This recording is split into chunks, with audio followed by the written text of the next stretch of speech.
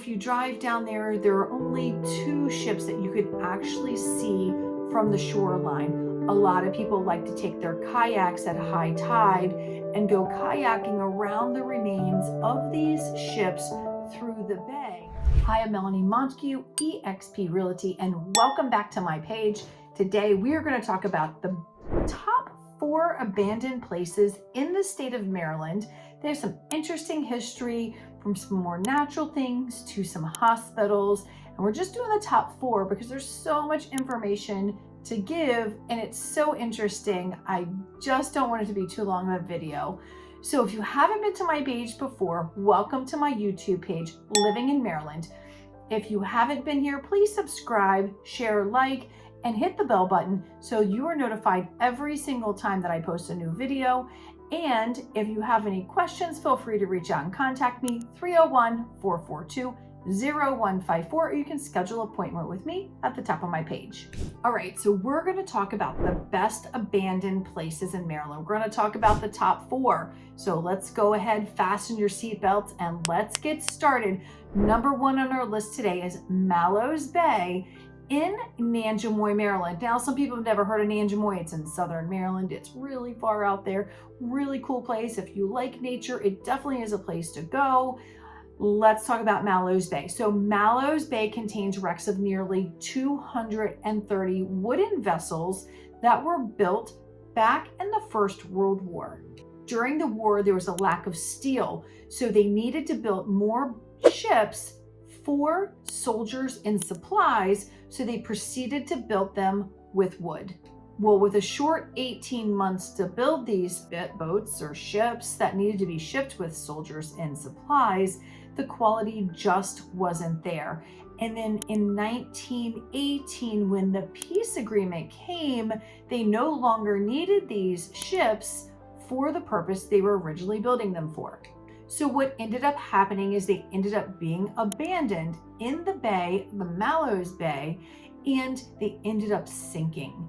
And they were going to recover them and get them out of the water a couple of times, but then what they soon realized was that it created an enormous, amazing ecosystem with fish and plants in the bay that would be a larger disturbance to actually remove these ships from the water there in Mallows Bay. So if you drive down there, there are only 2 ships that you could actually see from the shoreline.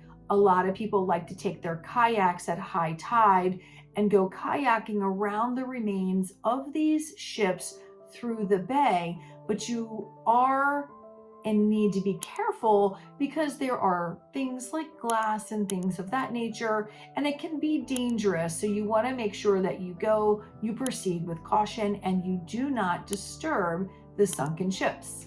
If you're like me, and that would be super creepy, because that would be super creepy to me, I will happily find the video and pictures from above. There's some amazing photography taken from above showing all of the ships that are sunk in Mallows Bay. It's something to really look at, and it is seriously one of the interesting things in abandoned places in Maryland. You should take time and take a look. All right, so number 2 on our list today is Forest Haven Asylum in Fort Meade, Maryland. Yes, I did say asylum, and it was constructed originally for the mentally ill and or with people who had disabilities that were physical. Forest Haven's asylum started off with a very positive environment and a very positive reputation within the community. But once things started to turn, they became notorious for death, physical abuse, and even sexual abuse to the patients within the asylum. So the asylum was originally opened up in 1925. It was to treat children with mental illness and physical handicaps. It's on a 250-acre campus operated as a working farm to make the patients feel like they were in a place and they belonged. It was a part of where they lived. It was their home.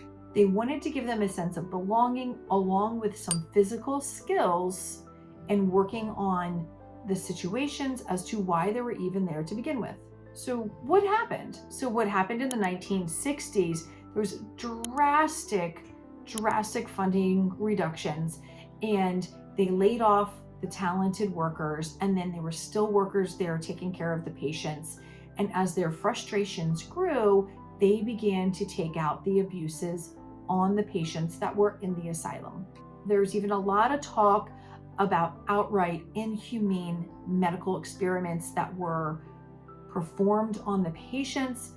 Also, death tolls rose, and a lot of those patients who passed on were processed in the basement of this building, and then they were buried on the property with unmarked graves. Forest Haven closed in 1991. And if you do the math, that wasn't that long ago. That's a little bit crazy. All right, number 3 on the list is Holland Island. It's in a town called Toddville, and actually Holland Island no longer exists, and that's why it's one of the abandoned places. So what's interesting about Holland Island, if I can say it today, it was one of the most thriving, populated islands in all of the state of Maryland in the 1600s. It had a school, it had a church, it had residences, it had 350 residents that lived on the island. In 1914, on the west side of the island, the residents of Holland Island started to notice that there was a lot of erosion happening to the side of the island. Well, as erosion occurred and continued to occur, and as the sea rose, by 1918, the last family finally left the island for the mainland. So at the end of the 20th century, there was one building left. It was a 2-story home left on the island, and it stood there until 2010, when a storm came through and finally demolished the last standing building on Holland Island. I'm telling you, I can't get the name of the island straight. It's Holland Island. I don't know why I keep saying it wrong, but I do.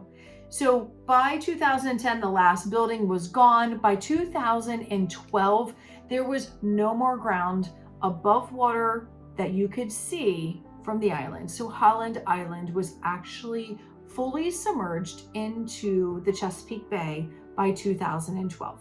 This is currently ranked as one of the best abandoned places in the state of Maryland, Holland Island. All right, the last one for today is the Glendale Hospital. So Glendale Hospital is located in Glendale, Maryland, and it was built in the 1930s for patients who had tuberculosis. Now, tuberculosis was a disease, and it was running rampant through the United States, and they really just didn't know what to do. It was kind of like the coronavirus when it first started. Hospitals were full, it was busting at its seams in Washington, D.C. area. So they built this hospital in Glendale. In 1934, it opened.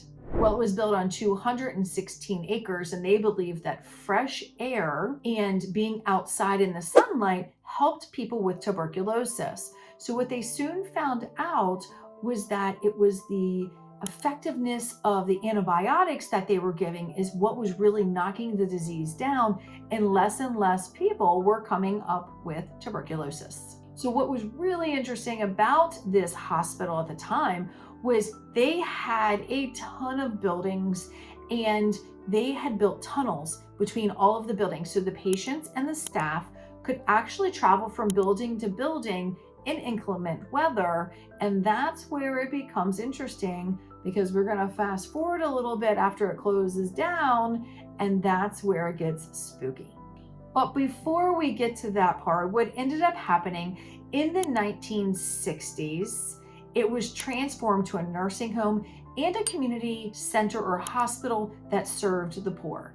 In 1982, they decided to close the hospital when it started becoming in disrepair. The cost of repairing it, removing asbestos and other forms of things that were used to build that were hazardous to the health became too great, and so they decided to shut the hospital down. So what happened with the hospital still stands today. It is gated off or fenced off, but I can tell you from growing up in the area that the Glendale Hospital is Teenagers love to go to the Glendale Hospital, and they love to go there at night, and it's very spooky, and there's still gurneys and all kinds of things left in this hospital.